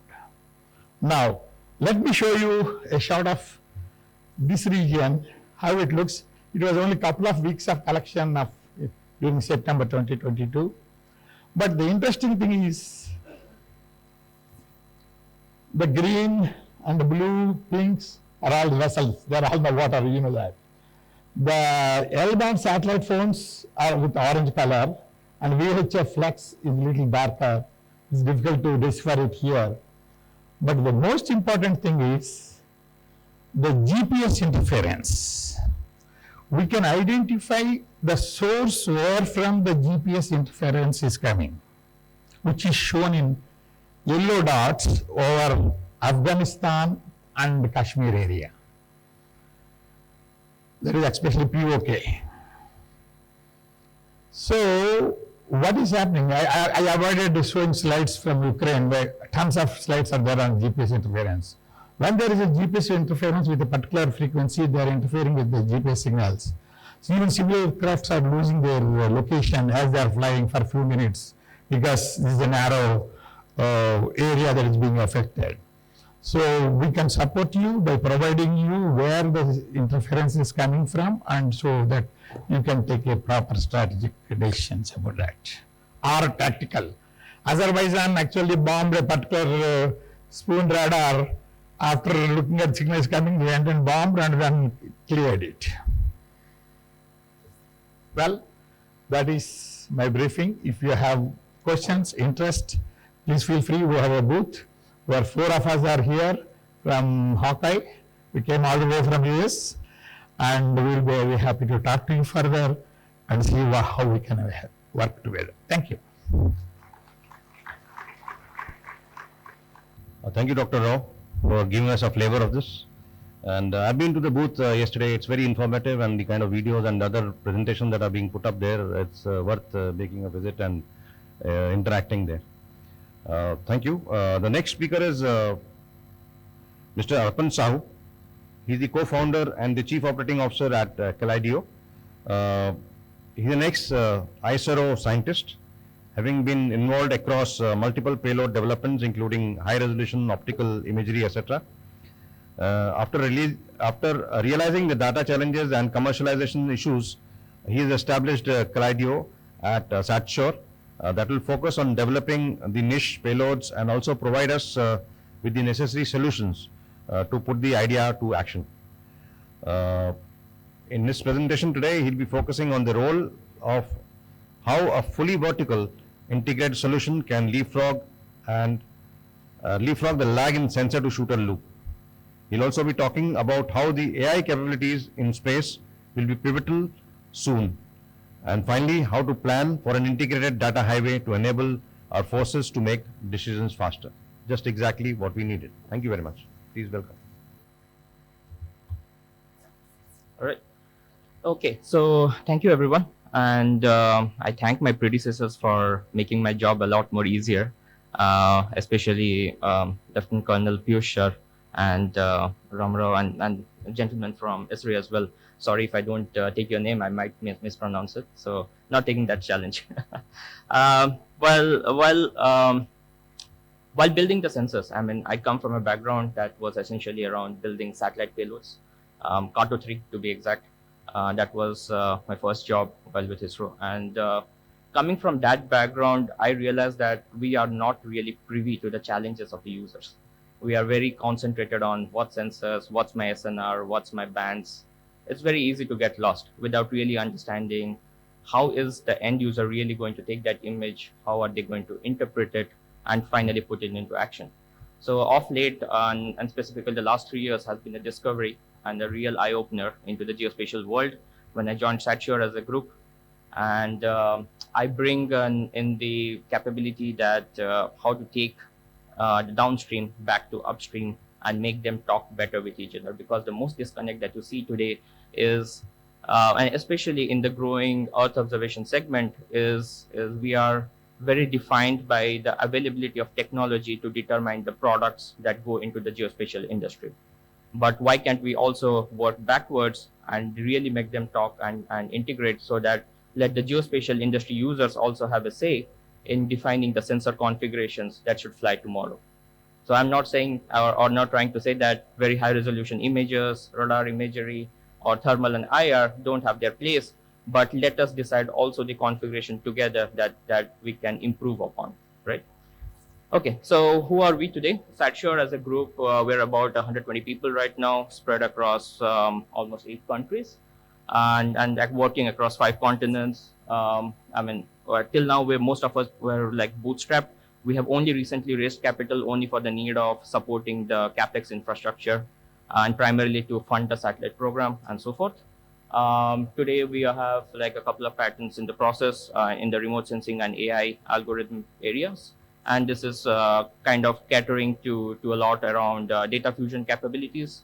And especially, let's say, one of the key milestones that we recently got awarded for was reconstruction of optical imagery from SAR. So this kind of all-weather availability of data has given us an edge in the industry to service in the agricultural sector, in the infrastructure sector as well. So we are right now very much available with products and services across the civilian sector. And this is a recent foray that we have taken to also look for product building for the intelligence community as well. So what's the goal over here? So SatSure has been working in the bottom two segments, which is essentially the refinery and the solution stack. And only recently the Calideo is where I come in, and I established the payload segment and the building capability to kind of take the entire group upwards. So this is like a startup within a startup, but essentially two different business merging together. The analogy of this entire idea is similar to how oil system probably works, petroleum. You have your generators of data, which is your upstream. Then you have a refinery and a processing stack, which is to clean the data, make it analytics ready. And at that point, any enterprise or any solution builder could access that data pipeline and take to build their own solutions. Or if we have a solution stack, then we come down a layer below and build our solutions as well. So that has been our approach. You have access to the entire vertical integration chain at any point in time. If you're an enterprise, if you're a solution builder, you can talk to us at different points. I'll just not try to explain all the products that we do, but rather focus on what's a key few ones which are more important to the intelligence community, what we do specifically today. I mean, change detection is as a concept is very well known, so I'll not try to explain more on it, rather explain what we do today. And especially in the civilian segment, and probably the translation of which could apply to intelligence community with some flavor or change of it. Today, for example, we are able to identify not just change detection, the grade of change detection. For when I say grade of change detection, today we can say whether the change detection is digging happening, has the cement layer been put, is it a rise, has the flooring happened, are there windows still on it? I mean, obviously we need auxiliary lot of data sources, but we can build layers of information to the change detection algorithm today. One example is for this kind of a force field algorithm that we rely on and fuse it with like CNNs and GANs together to give cluster of change detection across a wide area. This is change detection at scale. You can imagine the whole city being detected on cloud and giving you clusters of information where we can break down in, it's not very clear, but on the right side in the image, you are able to get qualitative information which says how many areas. The red spots are probably the ones which have just the digging started. The blue ones are where some construction has happened to the probably 5-meter level, some 20-meter level, and 30 meters. So you can grade the information. It's not only about understanding whether change has happened from point and time in A to point and time in B. No, we want more information. The granularity of that information could potentially change your shooter action time, right? So this kind of granularity is already being given. For when I say in the civilian sector, what does it mean? I can either at different grades of information, I can tell a cement industry to target market intelligence and say whether they should do sales based on that input and say whether they should supply cement, or if construction has already progressed, tomorrow I can give that input to a paint industry and say go do your paint sellings or exterior coatings and so forth. So the same market intelligence has been provided based on change detection, but it's the granularity that helps, right? All right, now we are also working on the super resolution. I mean, super resolution again to the intelligence community is not a new thing. It's everybody has been doing it, and most of the super resolution is typically tied to a sensor or a sensor configuration. I mean, yeah, if you have 1.5 meter data, you would probably bring it down to 0.8 meter data or 0.7 meter data. I mean, that's how the super resolution works. But today, what we are doing is we are doing 4x enhancement. We are able to use any open source data as well, be it at any resolution, provided obviously there is some limits and caveats to it. You can work 10 meter data, 6 meter data, 5 meter data, and try to bring it 4x down. Now this is a very, very huge library of that's going into a very deep neural network kind of algorithm. It's proprietary. And we are able to bridge information. I'm not saying that we are going to replace VVHRs or very, very high resolution imagery, 50 centimeter and 30 centimeter. We are not going to be able to do that. But where we can do is bridge your information gap.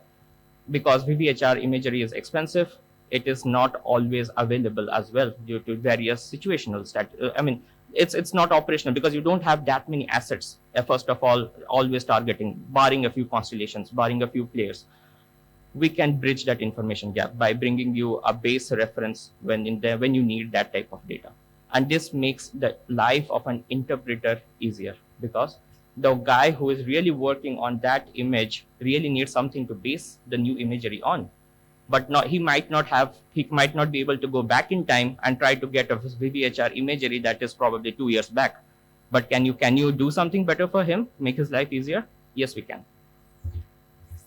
All right, so what else do? We also do optimization algorithms, which kind of streamline your resource planning and things like that. So we are able to use spatial imagery, stereo imagery, churn all of them together, generate DIMMs, do automated land use land classification. So the window that you see is almost 2,500 square kilometers at 0.5 meter data. We are able to run algorithms at that scale and do automated route planning based on that. This is data crunching, big data analysis at scale. Now, where can it be used? Probably route optimization and resource planning for the army. Who knows? Right. So what's the vision next? We have been working downstream, done. We will continue to build products, build new and better requirements based on the community feedback. But we are also building a few satellites, and this is based on our understanding of what's required by the market, both from a dual use case. We are not saying it's purely civilian or purely defense. We are launching 4 satellites which have some unique capabilities of its own. The payload is being entirely designed, developed by us, but the bus or the platform would be sourced from somewhere, people who are masters of that. And we are going to be able to fuse them kind of together and then launch it. It will have 1 meter resolution at nearly 65 kilometers swath. So imagine like the whole of Delhi being captured in one snap. Big thing at 1 meter resolution. Now that's it's not the highest of the resolution, but it's not the worst of the resolution. It's not the tiniest of swath, but it's groundbreaking in terms of where it can marry together, high resolution and high swath together.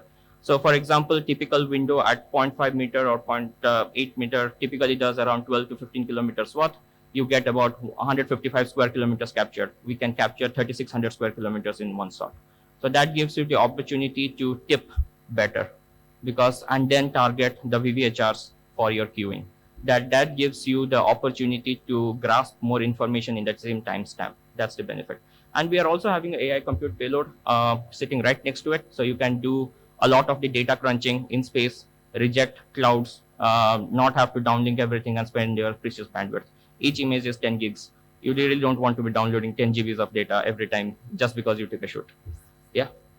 So where we are almost done with our proof of concept. It's going to be sitting on one of the aircrafts very soon. That UltraCam you see on the right is by Vexel. We'll be replacing that, put our payload, do some testing, prove it, all good, and then scale it up for the satellites very soon. This edge processing, how it works today and what we are already testing in space today is from client request to analytics delivered within a few hours. We are very much in line to do that. And this is our perspective from data, or from where we stand as data handlers, and how we can support you. We are, as Calidio today, in the data collection segment. We also have a data ops platform which can manage, as Lieutenant Colonel Piyush Kumar sir kind of explained, that's in his wish list of moving data at scale at enterprise level. How can we do that? Today we are able to do that. I'll just give you a snapshot of what we do. This is like running a full data wish list chain. Say for example, you want to access a data over an area, you want to do base layer generation, then you want to do image quality analysis. You are able to do some kind of a classification or counting algorithm. This is all drag and pull.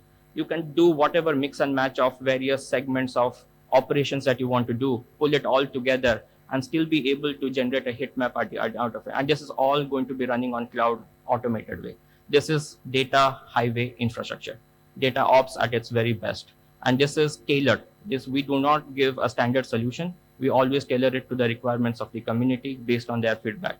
And this A to OP, I mean, all the way from start to output, you also get an estimation of the time taken to do all that stuff. This is based on the modules that you want to do it, right?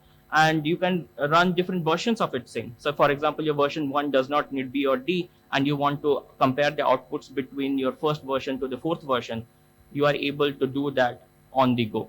without because what you can do is you can always from version 1 once till you have reached point B, you can reuse the data at point B for version 3 and version 4. So this saves the time for you to spend on the analysis bench, right? So this kind of data ops is the future of the national GEOINT architecture, and we hope to serve the community in some form or the other.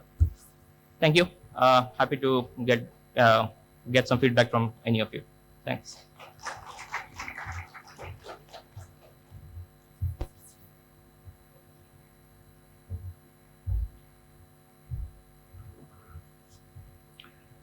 Thank you, Arpan.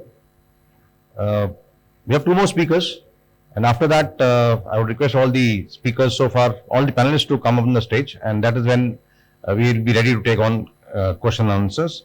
Our next speaker for the morning is Colonel Patnaik. Colonel Patnaik has 22 years of experience, and he's been dealing in cyber and space operations.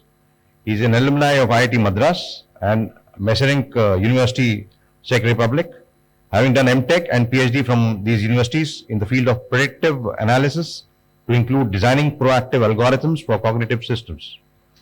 He has led various teams that have been actively implementing AI-based predictive systems for intelligence gathering in the domain of cyber and also remote sensing. He is here with us today to give us an insight on the use of generative AI techniques for cloud removal in satellite imagery. Colonel Patnaik, please come. Okay, good morning, everyone. Firstly, thanks to Joe Special for this forum, and thank you, AVM Bhatnagar, for introducing me. First, let me place myself where I stand in the complete loop of sensor and shooter. The sensor is stressed by all the providers that we have heard and we've been hearing, and shooters are the most of the users that are sitting here. I represent the research community who actually stand in between and face the brunt from both sides. Okay, the provider is not able to provide what the shooter is asking. So, so basically, what I deal with is working on problems that the shooters or the intelligence community today has, and trying to find solution and gauge or assess products which are provided by many of the sensor providers. Okay, so today typically I'll be talking in next 10 minutes about specific problem, the problem of cloud in satellite imagery.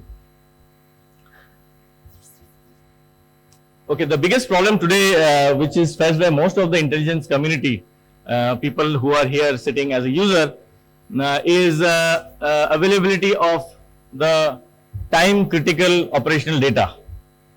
Because of the limited resources we have, we are all aware that we cannot cover every place, every time, right?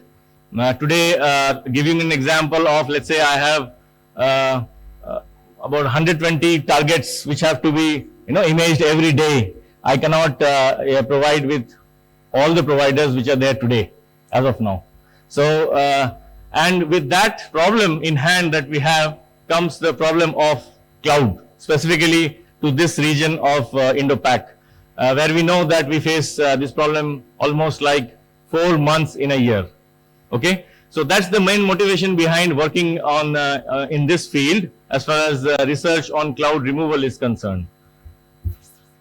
Now, what can be the approach? Many products which are provided by the companies today are all focusing on either enhancement or fusion, right? To start with, okay, the first problem which has to be solved is to detect that whether there is cloud in the image or not, and this is almost like, I would say, 98% done in the research community, and we are all aware that, okay, with almost 90 to 95%, I can remove or identify the cloud in the image nicely, the way I want it.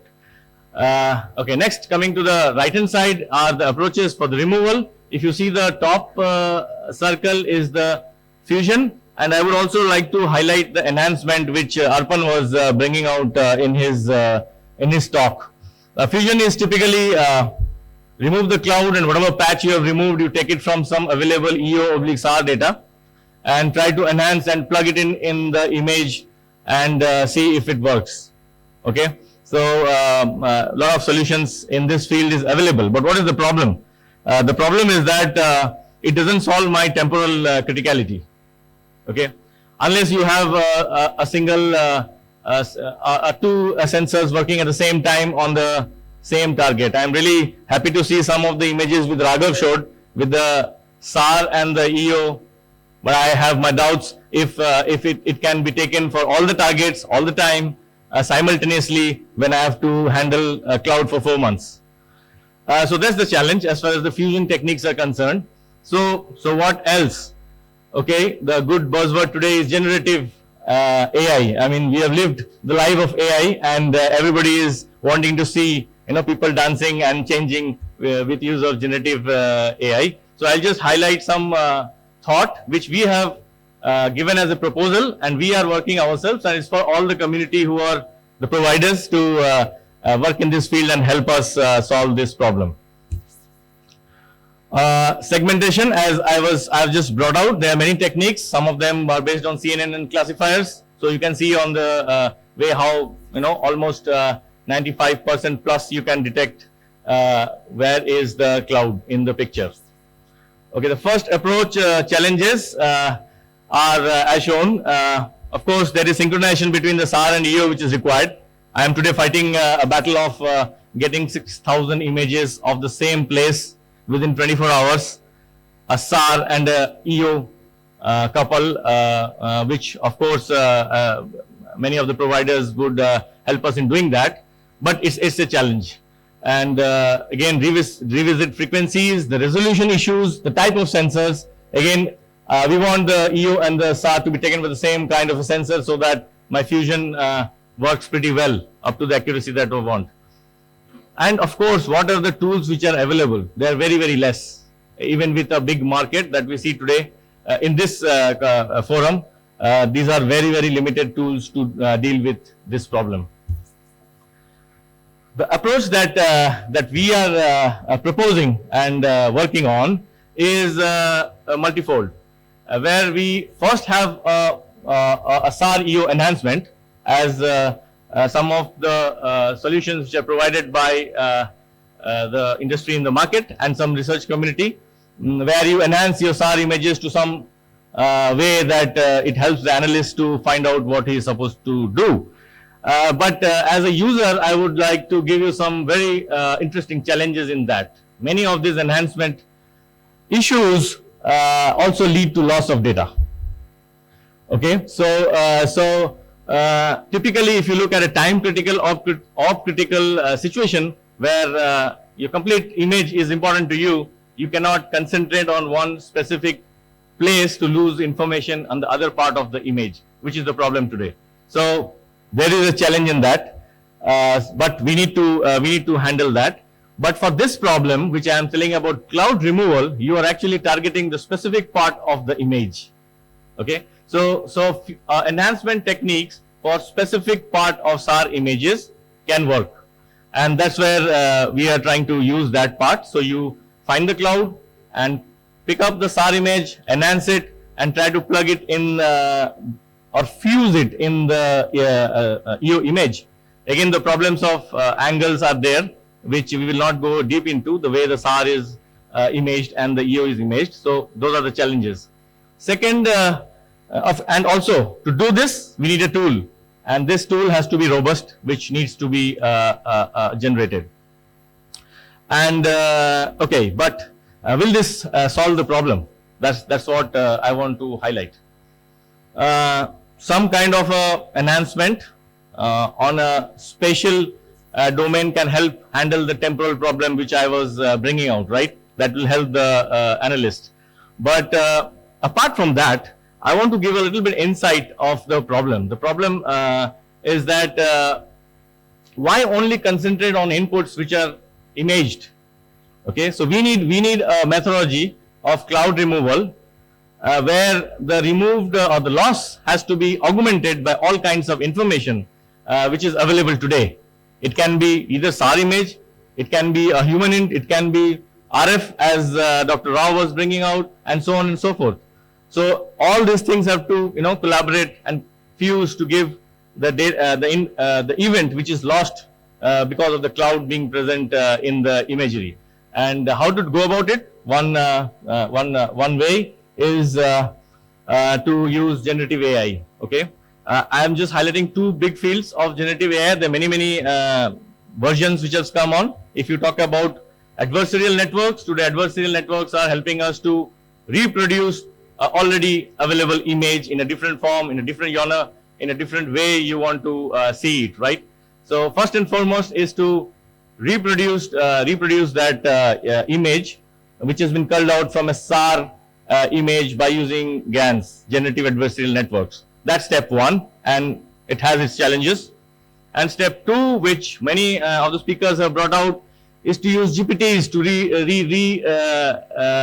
reproduce the information which you think which would have got lost if it was behind the cloud, or if it was partially lost if it was behind the cloud. Let's take an example where we have just done some analysis. Is that, let's say you have partial cloud and you see a part of the image, and how do you reproduce the full part? Instead of going into the whole problem of enhancement, fusion and other techniques, if I give the analyst a way to input data based on other sources, then we can reproduce that data by using transformer models which are available today. So that's what I wanted to highlight as a problem and possible solutions for all research community and product community to work for. We are working, and we also seek help from the complete fraternity to develop a solution in this field. So that's all. Thank you.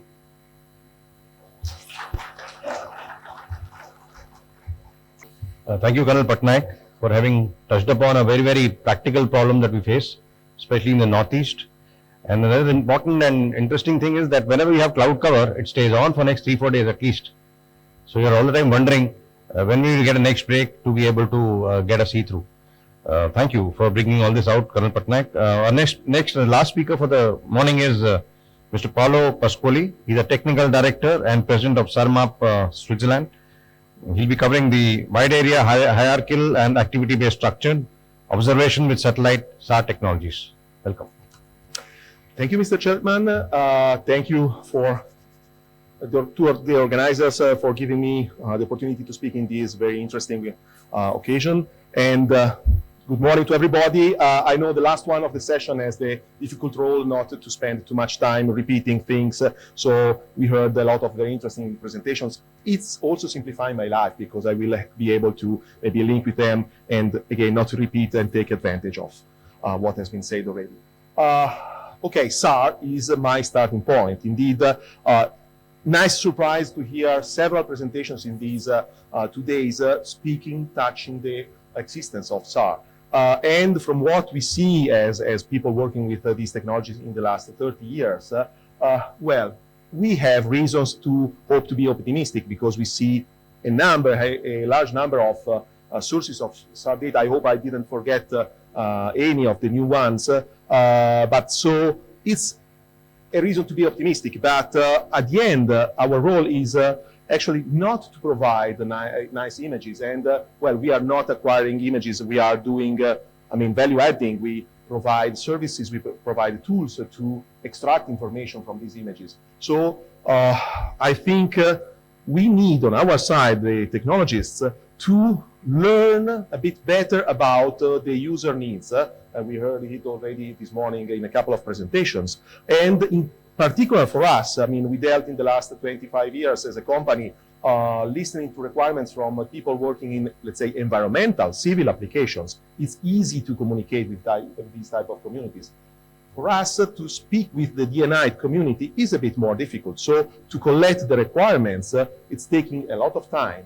And it's important anyway, because we need to think about their requirements, and so how to learn from that and try to provide actionable information and not again just a nice picture. So focusing on the processes they have in place, the use cases, and structure our informational so extraction, our processes, our end results, so that that can be used, plugged in their processes. And indeed, we speak about big data, so to have procedures that are as automated as possible, as scalable as possible to cover very large areas, and so to extract the information that can be usable and not just images. So I will use an example in my presentation to speak about what we are dealing with, what we are trying to put in place. So the idea is to be the bridge between our technology and the GEOINT community using it. So we started from collecting information requirements, and in this case we imagine the case of monitoring a very large area, so more than 1 million square kilometers, where 35 air bases are distributed, and so we are spending a quite long period of time, more than 1.5 years of time, and so we want to identify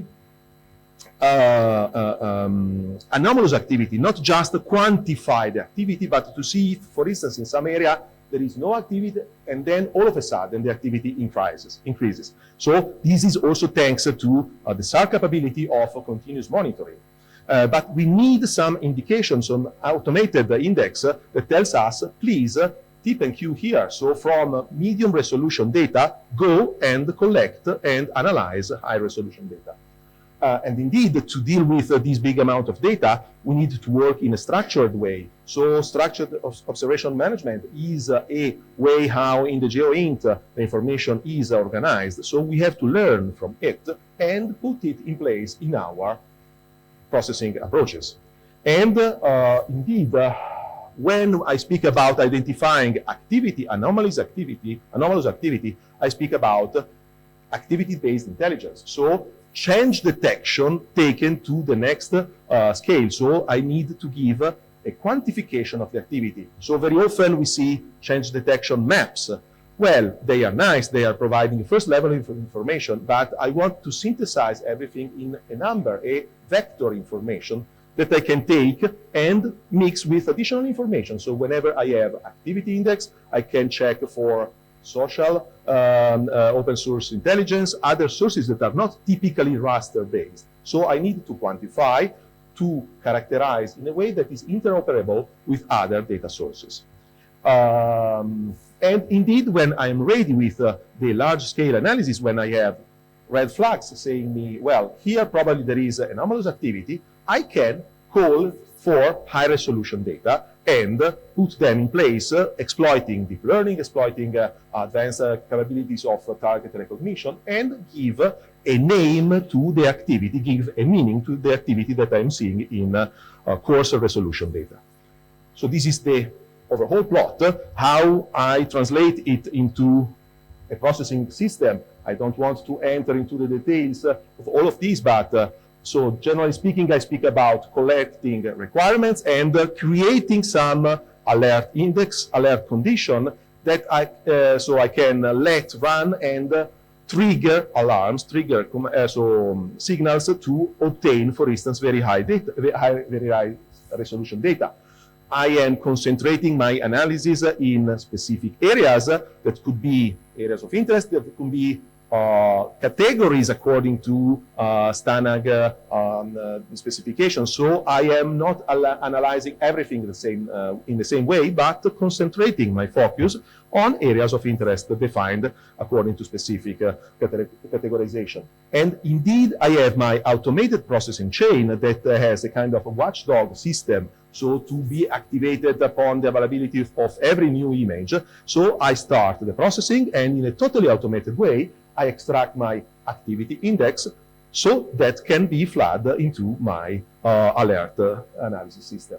And whenever there is an alert condition, indeed, I target the acquisition of very high resolution data, and I perform automated target recognition. I target the acquisition is something that is also quite new, because until, well, short time, it was not possible for normal users to do automated tasking of data acquisition now, having systems like a Capella, like other data providers, you can task yourself new acquisitions, and you means persons, but can be also an automated system. So relying and depending on triggering conditions, yes, the acquisition of high resolution data can be totally automated. So I don't need to make a phone call and alert my my company data provider to get the right acquisitions. Okay, which is the example? We have this large area that is again covering more than 1 million of square kilometers. So all the Russian border with Ukraine, and we see in the white circles the location of 35 air bases. So we are speaking about 1,800 Sentinel-1 images, so quite a certain amount of data. Each image is about 5 gigabytes, so yes, we are speaking of large data. So all these data have been automatically collected, analyzed, and we concentrated the analysis on these 35 air bases. So each of them has been, yes, manually, visually analyzed by our expert, and identifying areas of interest according to different priorities, according to the SOM doctrine. And so for each of these areas, and you can see high, red, medium, and low in different colors, for each of them we have a time series of SAR data, and we see one of the images not very wow effect. So we don't want to again get the images, but out of these polygons we get activity indexes. And the activity index, we can obtain it as a kind of general activity number. Red curve is their activity, but we can differentiate it as a kind of positive activity. So new airplanes in this case coming in or going away. So we have negative activity. And we see the time series of the activity index in this area, and we see that, well, there is more or less in this polygon always activity. So there is no strange activity, no interest really in this case. Or we see in another area of the airport, of the airbase, activity almost not present at the beginning, and then all of a sudden there is a anomalous activity. So we want to use these to compare, to identify anomalous activities and create an alarm. So this is the big plot. I'm letting the animation run quickly, but we see for all the air bases, here, of course, as soon as we have standardized information, we can include, for instance, all this information inside a platform like ArcGIS, use all the animation capabilities to visualize the pattern of life. And then in some area, like in Belarus, we say that some airbase that was almost showing no activity until the end of January of last year, all of a sudden had a peak of the activity. So something was going on there. And so this is obtained with total automatic processing of Sentinel-1 data. So at this point, we obtained very high resolution Capella data, and we see, yes, end of January, the airbase is showing no airplane. Then we get an image in the first half of February. We see airplanes, and we see a full deployment of airplanes in the base just before the start of the war in Ukraine. Yes, we see airplanes. In this case, I ask myself, I am not an expert. Okay, what am I seeing? So I call in my automated target recognition system. So indeed, we exploit deep learning. We exploit detection and classification, two-step approaches to increase accuracy. We use a CAD-based simulator to create enough data to train the model. It's indeed a typical problem. I have a nice architecture to do deep learning. I don't have the right data to train it. So we developed a SAR simulator to have all the freedom and the accuracy to create a very rich and consistent data sets, thousands and thousands of examples of Russian airplanes in this case, to be able to train in a robust way my ATR system. So the end of the story is, yes, I have these airplanes, and by ATR system tells me, okay, here you see 32 Sukhoi 25 ground attack Russian airplanes just before the start of the war. And the accuracy of this system is quite high. We reach accuracy that are typically higher than 90, 92, 95%. So it's a system that is really reliable, even if based on SAR data. Another example to show the same concept, here we have a, let's say, zoom inside one of these air bases. Let's take time and then see that the activity here concentrated in the second half of last year. So end of July, start of beginning of August, we see a significant activity. We don't see the animation, but we see the peak in the diagram. And what about the activity here? We see the base that is practically empty before. Then we start to see not airplanes, but in this case we see rather antennas. So we see components of a SAM battery. So there was a deployment going on of a SA-2021 air defense system, and we see in the right the full deployment of the system at 3 months ago. So all the activity indeed cannot be interpreted easily just using medium resolution data, but as soon as we have the capability of requesting the right acquisitions, we have the capability of also giving a name to the activity. And what is the rationale here of having a new surface-to-air missile deployment? Here we see the status of the coverage of the Russian systems just before the deployment of this system. The radius is here correspond to the coverage of these radars around 3 known locations that were already operating before mid of last year. And we see that there is a significant gap in the middle. So after the deployment of the new battery, we see that this gap has probably be filled in. So it's a kind of indirect validation of our findings. So the deployment of this battery makes sense to cover this area. Of course, we need the very high resolution data to get information about what we are seeing in the ground. Well, sometime we can also have additional information out of the SAR data. Indeed, with the SAR data, we don't have all the capabilities of a system like Hawkeye's 360. But still, we see sometime operations going on the ground of transmitters that are using the same frequencies as the SAR instruments. So what we are doing also is to take the raw data of these acquisitions and extract the parameters of the transmitters operating on the ground and try to use the data also as an additional source of identification and characterization of the ground transmitters. And here we see upper left a weather radar in Switzerland. We know all the parameters and we have been able to quantify the accuracy we get with this approach. It's very good. Upper right image, we see a jammer working in Russia close to the Ukraine border. We were also able to identify the working mechanism of this instrument. And lower right, we see also the evidence of radar participating part of a Patriot battery in Qatar. So just a quick summary of what I presented. I think this is a need for us as a technologies community. So to understand the requirements of DNI and use the doctrine and concepts of GEOINT to structure our work, to be able to understand and try to provide actionable information as it can be ingested, understood by this community.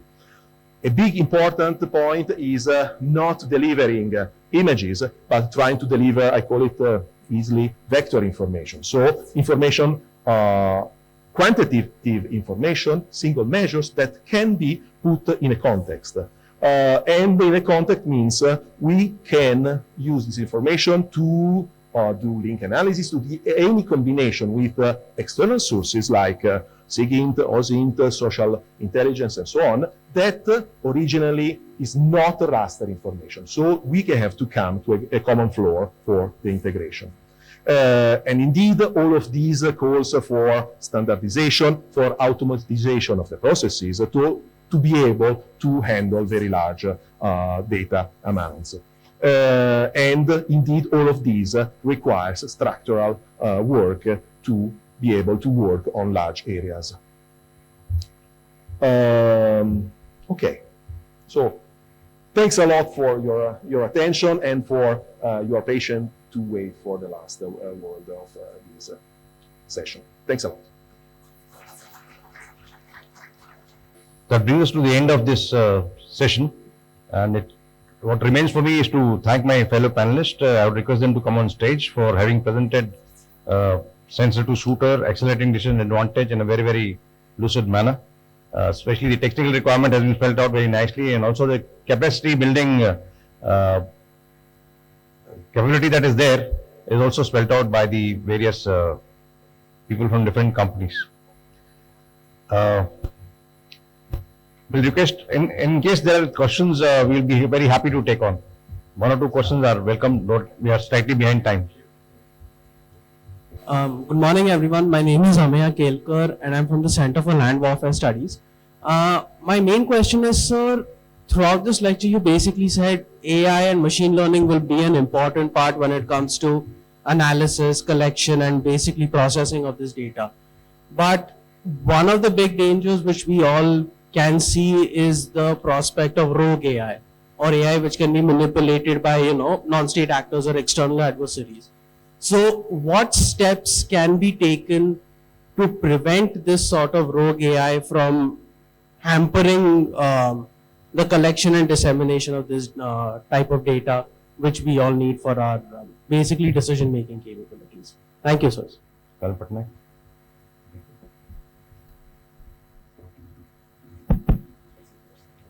Yeah, I'll just stress on what you're trying to know is how AI will be used by the adversaries to, counter our systems the way we are trying to use it.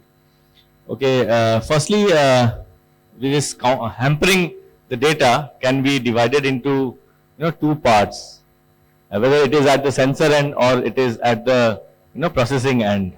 So most of the attacks, as I have seen in this whole area, is on the ground end.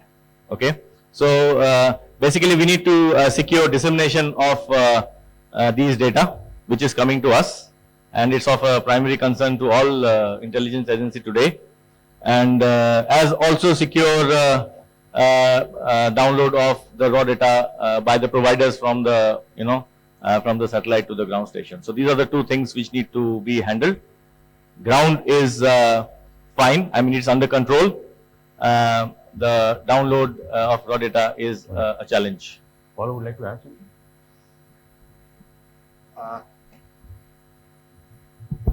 Well, I think that it's indeed a very good question, but it's in general a question that to remote sensing is a recurrent question. So how legally liable could be the information we provide independently from deep learning or any technology? It's a big issue.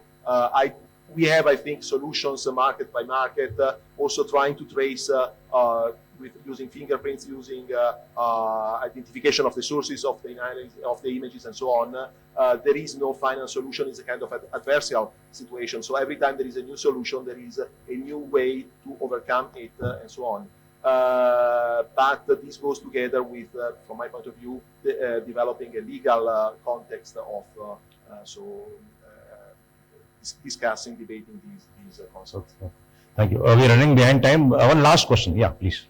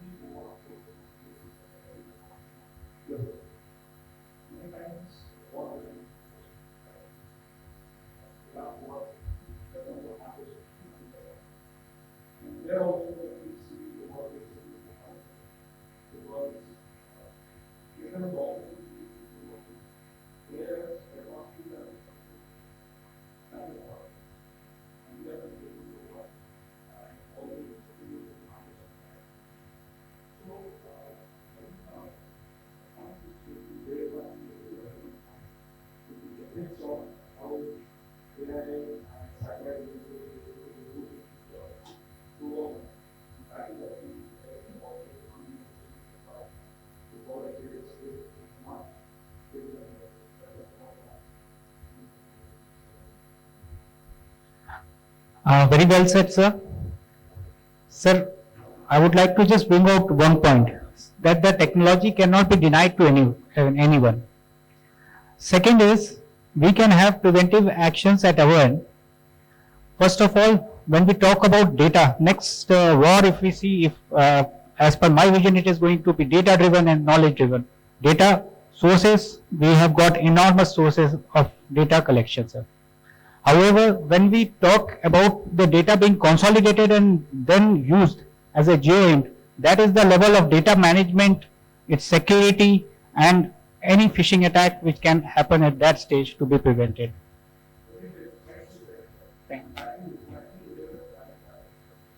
I'd like to.